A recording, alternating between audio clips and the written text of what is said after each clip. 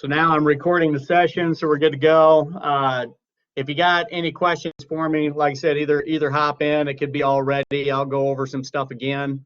I'm going to review some of the epsilon delta stuff. We'll do another example of that. Then we're going to get into some theorems or proven facts on that as well. And then, like I said, I'm going to have con stuff for you too. I don't have that ready yet. I just didn't have very good ability to do that when I was remote before. So should be able to get that. We'll keep going this way. One thing that I would like to do, so remember this is a DMAC class. It counts for you as well for Kemper, but it's a DMAC class, and DMAC has class on Monday. So when we have those in-service days, that's still one of those days that I need to meet you guys. If for any reason that doesn't work out, I'll try and be flexible with you on that. So Monday we do have class. And if we could do, since you didn't have to have class Thursday, I'd like to do like 1 to 2 p.m. and just have that window, have a little more time so I'm not as rushed, and we can do some other things and get some things caught up. So we do have class on Monday. If you absolutely can't make it, or you already had other plans because it was a scheduled day off for you guys, that's okay. I'll record the session. Just make sure that you let me know. So communicate with me. The school doesn't tell me who's there and who's not there. And with HIPAA privacy laws and all that stuff too, if I'm not calling and asking for my particular class, so if you know that you're not going to be there or something, just try and let me know that too. Okay. So, all right. Boy, I don't know what happened there. I hope this pen works or I'm in trouble. Okay, so let's move on and let me go to the whiteboard. I don't see any chat questions. So if you've got epsilon delta figured out, that's awesome. If you don't, we're going to do a little bit more today, and then I'm going to expect that you got that stuff figured out hopefully by Monday. So let me just look. Let's just do another proof, and let's look at an example. Man, good gravy. Oh, I'm going there. Oh, I see. I got to fix my pen. Time out. There we go. I think I'm good. All right, so let's look at an example. We're going to look at f of x equals 3x plus 6. Okay, and then we're going to prove, and when I say prove, that means epsilon delta argument, that the limit as x approaches 3 of f of x exists and equals 15. So we're going to prove this. Now, we do want to note that if you plug in f of 3, if you plug in 3 for x, you're going to get 9 plus 6, which is 15. So that's the actual height at that spot. Of course, we know by picture and what it means to be a limit that if I graph this function and if I plug in 0, I get 6. If I plug in 3, I'm going to be up here at 15. So as I approach 3 from the right, 3 from the left, I'm approaching a height of 15 from the top and from the bottom, depending on which side you're coming in on, right? So we're approaching that hole. So it makes complete sense that we're going to have the limit as x approaches 3 of 3x plus 6 actually equal 15. So let's use an epsilon delta argument. And so proof, the first thing we got to do is got to do scratch work. So we're going to let epsilon be greater than 0. And then we need to, and that's designed to be some tiny number. Remember that's a epsilon window around a height of 15. And then we need to find the delta greater than 0 such that what happens? Well, 0 is less than the absolute value of x minus a, so a is the x value that we approach, which is 3, is less than delta, would imply the absolute value of f of x, which is 3x plus 6, minus L, so the expected limit is 15, that has to be less than epsilon. Okay, so what we're going to do is we're going to try and do some scratch work to figure out what that delta would be, and then we're going to use that backwards. So anyway, I'm going to keep going on the right side. So if I simplify this a little bit, I get the absolute value of 3x minus 9 would be less than epsilon. I could factor out a 3. So it's the absolute value of 3 times the quantity x minus 3. And the absolute value of a times the absolute value of b, or excuse me, the absolute value of a times b is the absolute value of a times the absolute value of b. The absolute value of 3 is 3. So I could, I'm skipping a step here, but I could write that as 3 times the absolute value of x minus 3 is still less than epsilon. And notice what we have here is we have the absolute value of x minus 3 by itself, and we need to find that delta especially. So we're trying to find that delta. So the reality is if I divide both sides by 3, then basically I now have the absolute value of x minus 3 is less than epsilon over 3. So what we're going to do is we're going to set delta equal to epsilon divided by 3. So hopefully that makes sense. So this was the scratch work to come up with that. Now I can go ahead and undo my steps in reverse order. So I can undo my steps from bottom to top in my actual proof. So let's go ahead and do that. I need a new screen. So here's the proof.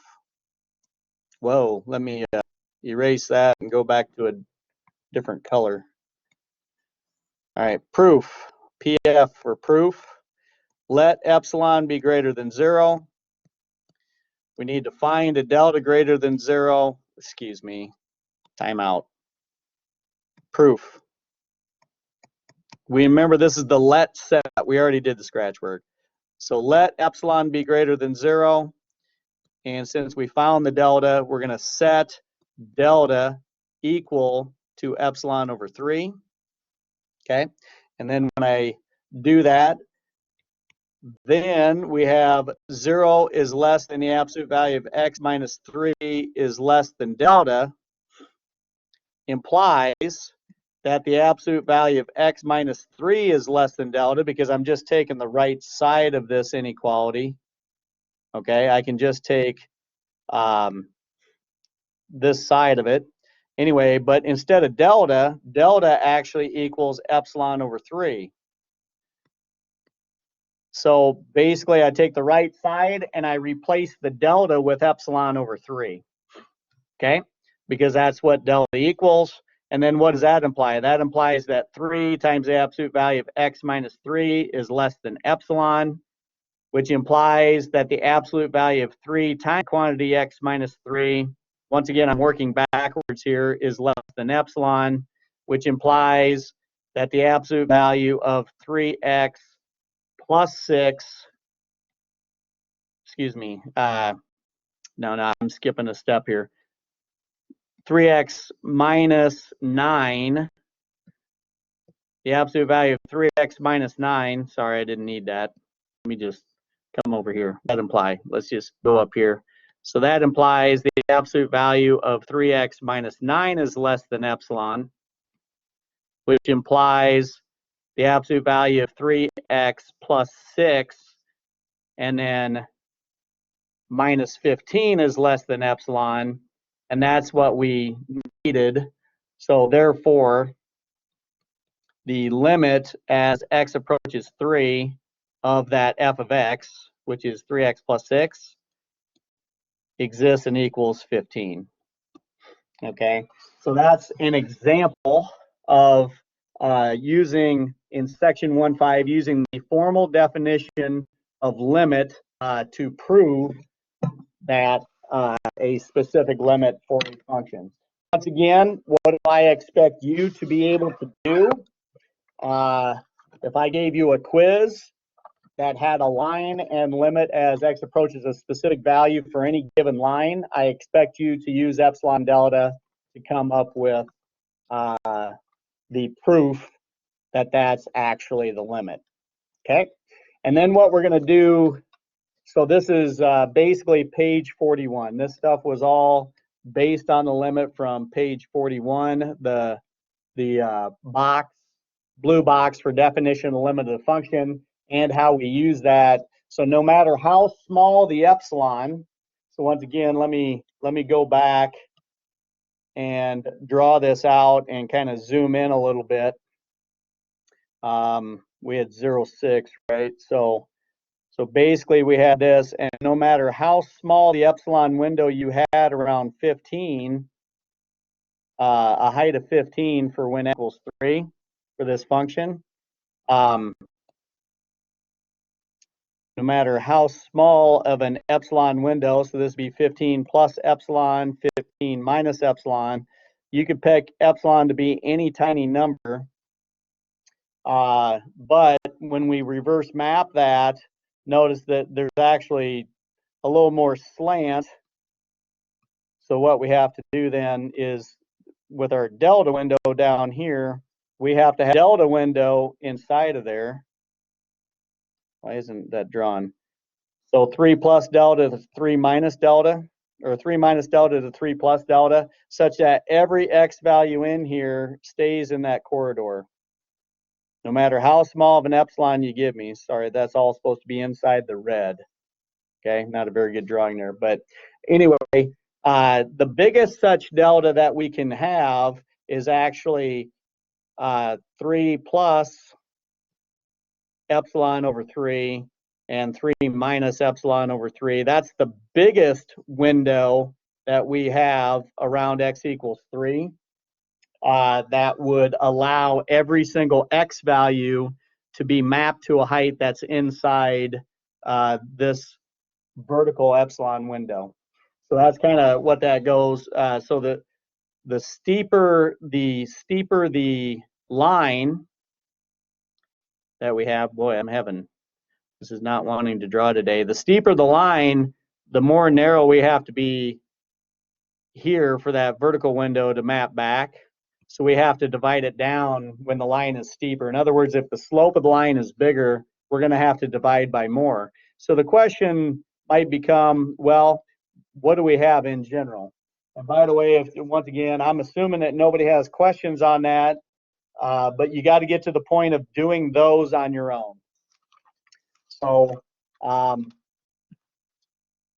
you have to turn in number 4 as a proof. So I would be doing things like numbers, 3, 5, and 7 would be great practice on the proof. So that's page 51, practice numbers 3, 5, and 7. Those are the epsilon delta proofs that are similar to number 4 that you have to turn in. So I want you to try those and make sure that you're able to get that, okay? And then we do some other ones as well. So we're going to go on to some other things here. So let's look at any line, and let's look at a theorem, which is some proven facts. So remember, theorem, T-H-E-O-R-E-M, a theorem equals a proven fact. Okay, so I'm going to use THM for short for a theorem. Okay, so the first one I'm going to do is, man, this screen is not good.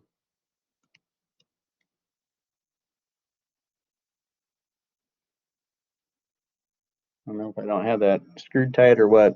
I'm going to start over here. Let me just erase that. Come on.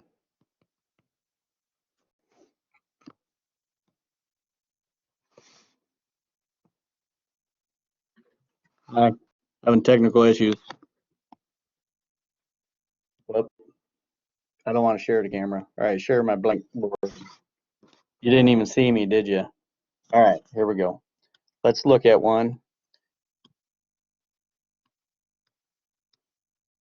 Theorem.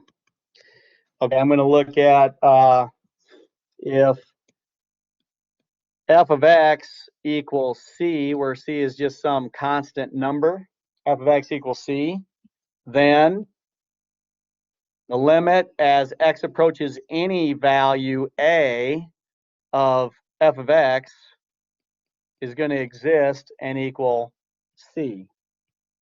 So we call this the limit of a constant is a constant. That's basically what we have here. So I'm just going to write that. The limit of a constant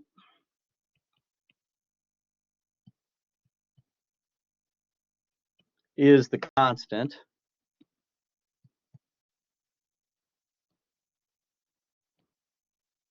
Okay. Now, remember, a function is a height value, right? So we have height values.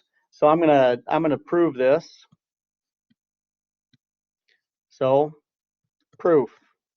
Well, if I draw a picture of this line, here's f of x equals c right here. Here's the x-axis, here's the f of x-axis, but this is the line f of x equals c, some constant height. So in this case, c could be like, 3. So we have a height of 3 or something. So anyway, this is what we have. But notice if we have x equals a here, if I pick an epsilon window, so I'll use red again. If I pick an epsilon window, so this would be f of x minus epsilon, which is c minus epsilon, and this would be c plus epsilon. But if I want some kind of reverse mapping back, and if I say, hey, what delta window do I need to come up with?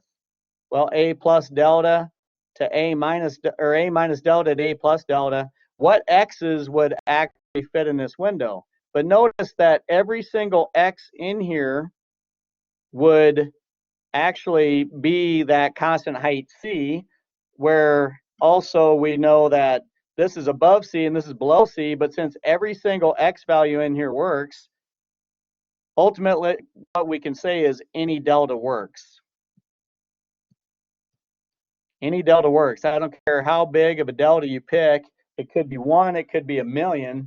It's going to work because every single x value maps to that constant height of c.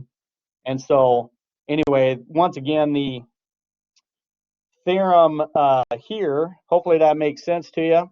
So once again, read the book for things. But the way we talk about this, or the way I talk about this, is I say, hey, the limit of a constant, so I use a little c there, is the constant. So I just kind of have limit of a constant is a constant. So the height, in other words, the height you approach, as x approaches a here, what's the height you approach? The height you approach is the height of c. Okay, so that's almost a duh thing. It's almost so simple it's a little bit confusing. So I'll let it confuse you.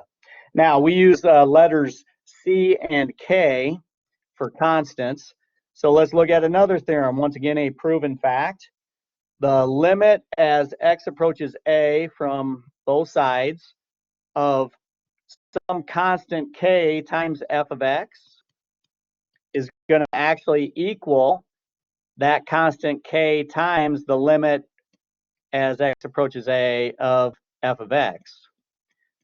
So what do we say here? We say the limit of a constant times a function. So the limit of a constant times a function is the constant times the limit of the function.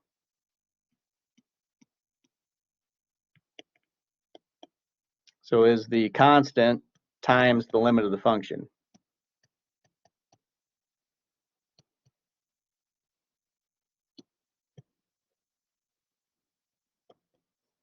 And so the shorthand way to write this is if I'm taking the limit of as x approaches, oh, excuse me, shorthand, I want shorthand. Limit of k times f is, excuse me, equals k times the limit of the function. So basically that constant can be brought out in front by multiplication of the limit, and it's gonna end up working out for you there. So not sure, they have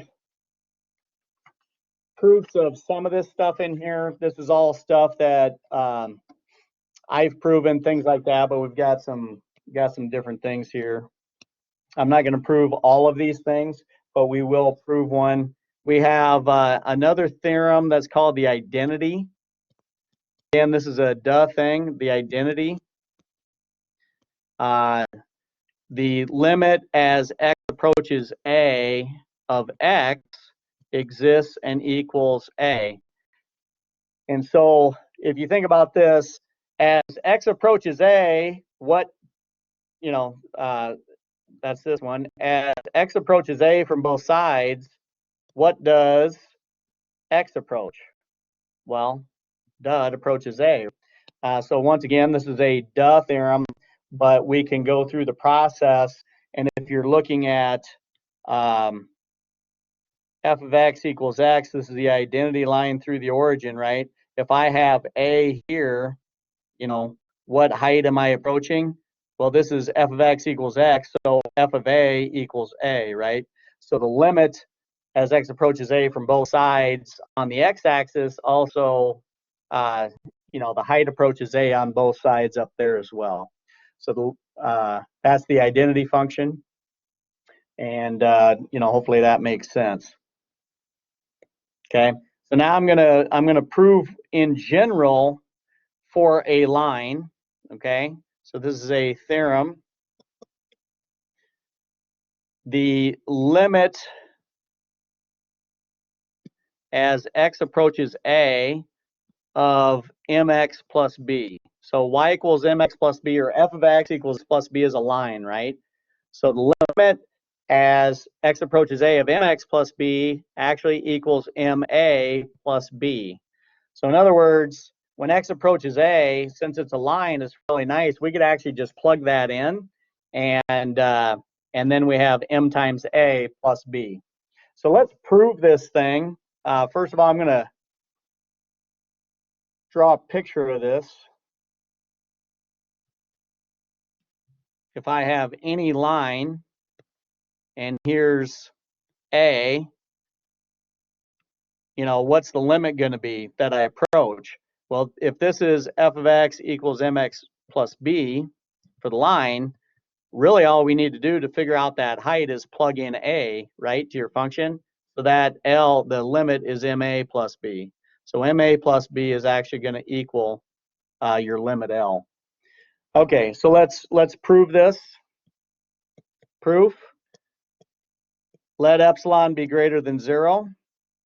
So once again, at the beginning of this class, the first thing I did was a specific line. Now we're doing any general line. And then we need to find a delta greater than 0 such that, remember that backwards, such that, what?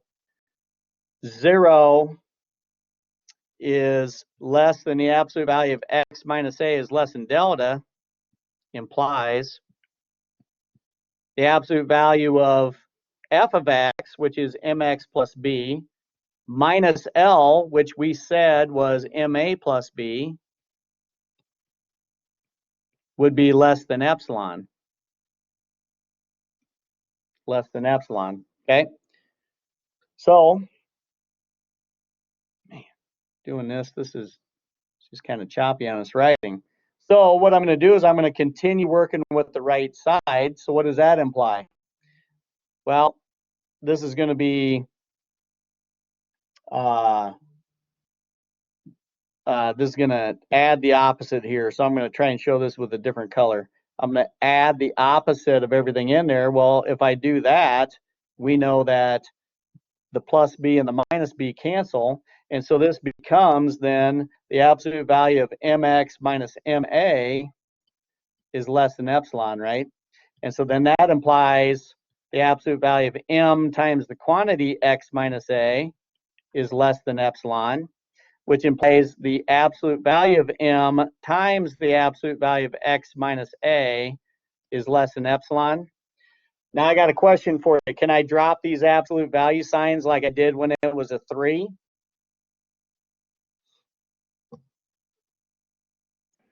Yep. No. No, and because m could be a negative number, correct? So we need to keep the absolute value signs there. But what I can do then now is then I can try and show my work in a different color. I can divide both sides by the absolute value of m, and guess what happens? The inequality here is actually going to stay the same because the absolute value of m, the slope, is a positive number. M may be negative, but the absolute value of it's positive. So for an inequality, if you divide both sides by a positive number, the inequality holds, right? So what are we going to do here? We're going to set delta equal to epsilon divided by the absolute value of m. And then that's going to prove. And the rest is obvious. And remember, in the proof, we can say, okay, let epsilon be greater than 0, set delta equal to the epsilon divided by the absolute value of m, and then that's going to end up proving what we want, where, once again, ma plus b is the actual limit, the height that we approach. So once again, we're just plugging it in, right? So if we go back and look at the first function we had today was f of x equals 3x plus 6. And we were looking at the limit as x approaches, what were we approaching there? 3 of 3x plus 6. Well, here's my a. This was a, right? So that's going to be 3 times a plus 6. So it's 3 times 3 plus 6, which was 15, right? Plus 6, which is 15. So the limit, now we have an easy theorem proof, so that if I just say, hey, what's the limit as x approaches 3 of 3x plus 6? You can say, hey, that's a line, and we have a line theorem that says we can just plug in a in for x, because it's ma plus x, or ma plus b, and when we have y equals mx plus b, or f of x equals mx plus b, the limit as x approaches a is ma plus b, we can just plug that in, right? So we have that theorem now. Now, does that get you out of doing numbers 3, 5, and 7, or number 4 by the epsilon delta theorem? No, absolutely not. I still expect that you do that. Okay, so, but it's nice to have that theorem. So if all we care about is the answer of what the limit is, we can just plug it in. Okay, and in fact, to give you a little prelude to a championship, when you plug in, or when we have a polynomial, which a line is a specific easy type of a polynomial, we could also just plug in the a value because we're everywhere. Notice for a line, the first thing on all of these things is you got to show that you're defined on some open interval containing a, right? But the domain of f of x is all real numbers when you have a line, right? If it's not a vertical line, the slope would be undefined, so that doesn't make sense. But if it's anything but a vertical line, the domain is all real numbers, right? If it's got slant to it, your line is going to go like that, or it's going to go like that, but you can plug in anything, right? So we are defined on some open interval containing a, except possibly a itself, and actually we are defined at a. No matter what a is, we can actually plug it in, and the height is going to be ma plus b, right? So anyway, so that's good there. All right, little pause here. I'll take a breath and a drink. Either chime in or ask me if you got a question. If you're all good, just chat that. All good. I'm trying, this is the worst time for me to not be face to face with you, because like if you're freaking out right now, wondering how you're going to get through calculus, you just have to trust me that you'll get good at this, and you'll get better at it, and everything will be a lot easier later too. Yeah, one person's all good. One person's just mostly good. Think I'm good. All right. Awesome. What's kind of cool is like your chat messages pop up on my screen. I didn't know that because I was worried that I was going to have to check the chats. So now if you have a question as I go and you chat something in, it pops up, so I'll see it. So that part's good. Did not know that. All right. So let's move on, do some other things that are fairly obvious. I'm not going to prove them all, but anyway, if I have, I'm going to let the limit as x approaches a of f of x exists and equal L. And I'm going to let the limit as x approaches a. Now notice I'm approaching the same a. So I got the same number there, the same specific value in the a-hole. All right, whoops, I just said that on film. Crap. Anyway. So, whoops, I need a function here, right? So the limit as g of x, x approaches a of g of x exists and equals m. Okay, so that's g of x over here. So we have f of x on the left, on the first one, we got the limit as x approaches a of g of x exists and equals m as well. Then what can we say? Then we can say the limit as x approaches a of f plus g evaluated at x, and if you remember from section 1.2, the sum of functions, f plus g evaluated at x is defined to be f of x plus x. But anyway, this is going to equal simply the sum of the limits. So what we can say is the limit of the sum of functions equals the sum of the limits of the functions. Or more simply, the LS equals SL. Limit of the sum is the sum of limits is how I show this when I actually use it. Okay? Hopefully you're all good with that. I'll give you specific examples here too. But anyway, let's look at what if I had a minus sign here. So if I had the limit as x approaches a of f minus g evaluated at x, well, that's going to be L minus m. So it's going to be the limit as x approaches a of f minus the limit as x approaches a of g. So it's going to end up being L minus m.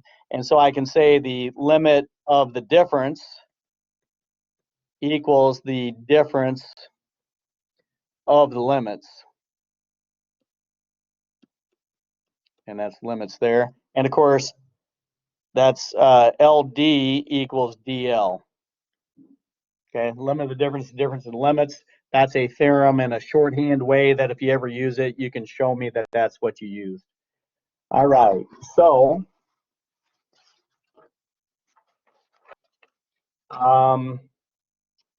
we also, this generalizes. So we have, let's switch colors here. Theorem. So we're going to let limit as x approaches a of f1 of x equal L1. Limit as x approaches a of f sub 2 of x equal L2. So second function, second limit, all the way down to limit as x approaches a. So if we have n different functions, okay, n different functions there that have n different limits, L1 through Ln, this generalizes for the sum and difference of limits. So then we can say the limit, I got 2 minutes left here, the limit as x approaches a of f1 plus f2 plus all the way to plus f sub n evaluated at x actually equals L1 plus L2 plus, so we can add up all the individual limits of the individual functions. Okay, so this is also a proven fact or a theorem. Very similarly, if I have a minus sign anywhere in between these, then I could put a minus sign there. So you can see the red as being distinguished there. So if the first one had a minus sign in between, the second one had a plus sign, we could use the minus sign between L1 and L2, and then a plus sign between L2 and L3, etc. Anyway, so this is, once again, limit of the sum is the sum of the limit, limit of the difference, difference of the limit. And just real quick, going to give you, we also have, if I have another theorem, if I have the limit, so same thing, limit of f is L and the limit of g is m, then if I have the limit as x approaches a of f times g evaluated at x, that's going to equal L times m. And if I have another theorem, if I have, so the limit of the product is the product of the limits. All right, and then if I have the limit as x approaches a of f divided by g evaluated at x, where the limit of f as x approaches a is L, and the limit as x approaches a of g of x is m, this is going to be L divided by m as long as m is not equal to 0, obviously, right? So I think we're good there. So this is limit of the quotient is the quotient of the limit. So we'll pick up from there. I'm going to get Con set up, but we are going to meet Monday. This is recorded for, I think, at least one person wasn't there today. And then we will meet Monday. If for any reason you can't meet Monday, reach out individually. Let me know. If you have questions on stuff, let me know. I've not given you examples yet. 1.5 is not due Monday. But once again, I want you to read 1.5, try and understand their examples, and do their stuff. All right. So hopefully all's good. Enjoy your day. Happy Friday. Good luck. Tonight I'll be at the game, and then whatever you're doing this weekend, enjoy, be safe, have fun. All right, take care.